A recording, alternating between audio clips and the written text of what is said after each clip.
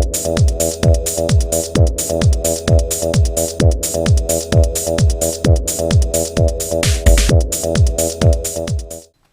there everyone, today I'd like to take a casual peek into the Lord of the Rings, the Fellowship of the Ring, Gandalf action figure by Toy Biz.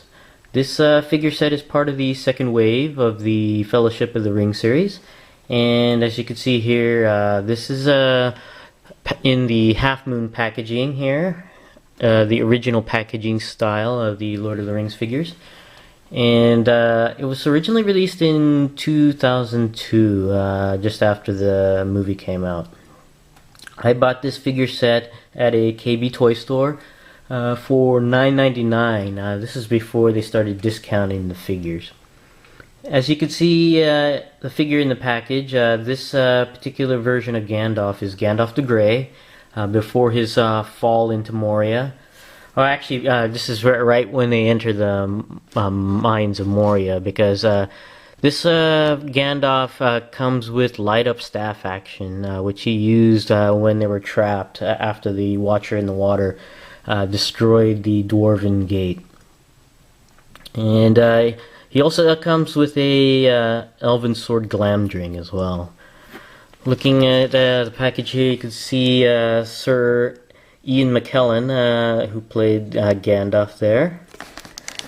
And looking at the back of the package here, you can see a description of Gandalf the Grey right there. Pretty brief description.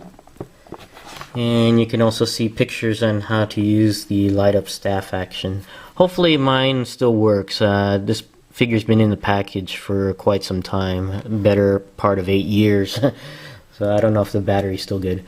Over here is the One Ring inscription there. If you want to go ahead and take a read there.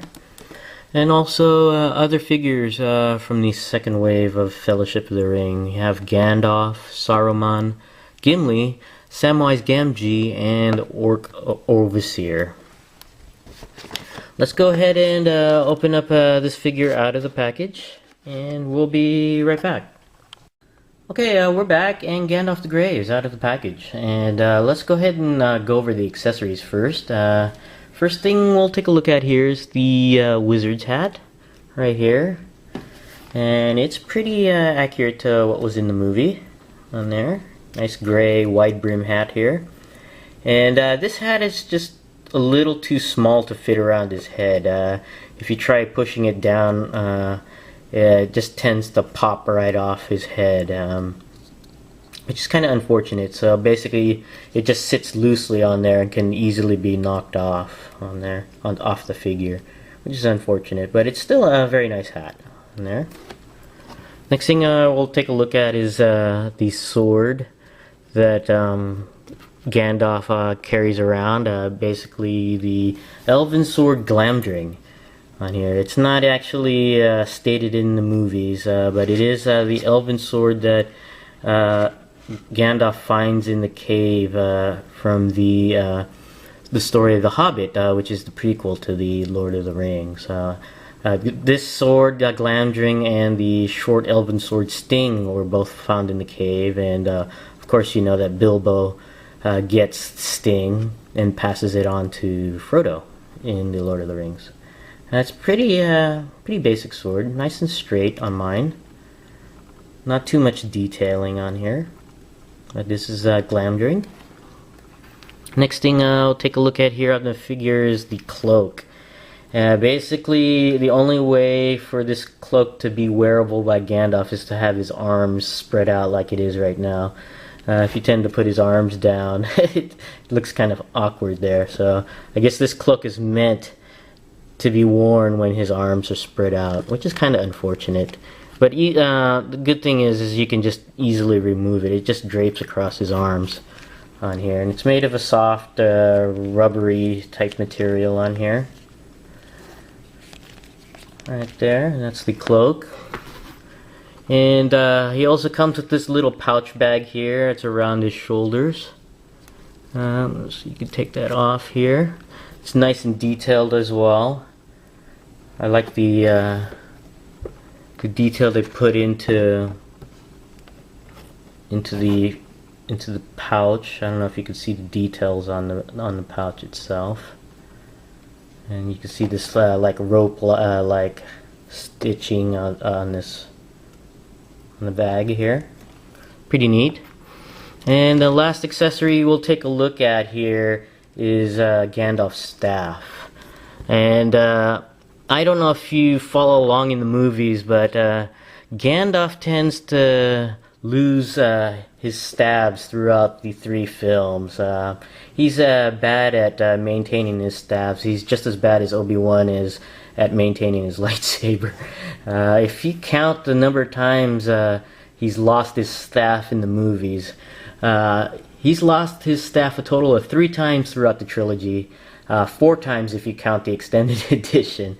And this staff is the second staff he carries around. The first staff, you know, that Saruman takes away from Gandalf, and this is the second staff he carries around from the Council of Elrond all the way to the Mines of Moria, and he ends up losing that one as well. But I don't know if you can see here, there's a hole in here where I guess for the light up feature on there. And if you take a look at Gandalf's hands here, he's got these 2 metal prongs here, and I guess you're supposed to push the prongs into the hole of the staff for I guess the metal contact. But the hole on the staff here is a little too small, and I can't fit it on there. But if I were to be able to fit it on there, and he was to hold on to the staff through the prong, to light it up, you would just push his arm back, and that would light up the top here. But I doubt it would work anyways if I could get the prongs into the hole, because I think the batteries have died, and the batteries are stored right there. But this is a nice detailed staff. I like it, and you can see the crystal here. It's pretty neat, and this is supposed to simulate some wood on there. Taking a look at the Gandalf figure itself, it's actually better than I thought it would actually be. I could never see the full face of the figure because in the package the hat was covering part of his face, and from what I could see I really didn't like it too much. But once out of the package and the hat removed, it actually looks pretty good. Not quite as accurate to Sir Ian McKellen as in the later versions of Gandalf figure, but still a pretty good likeness on there. And I really like the detail on the face. I don't know if you can see that. You can see the wrinkles on his forehead there, and I also like the beard here. It's very well done on there.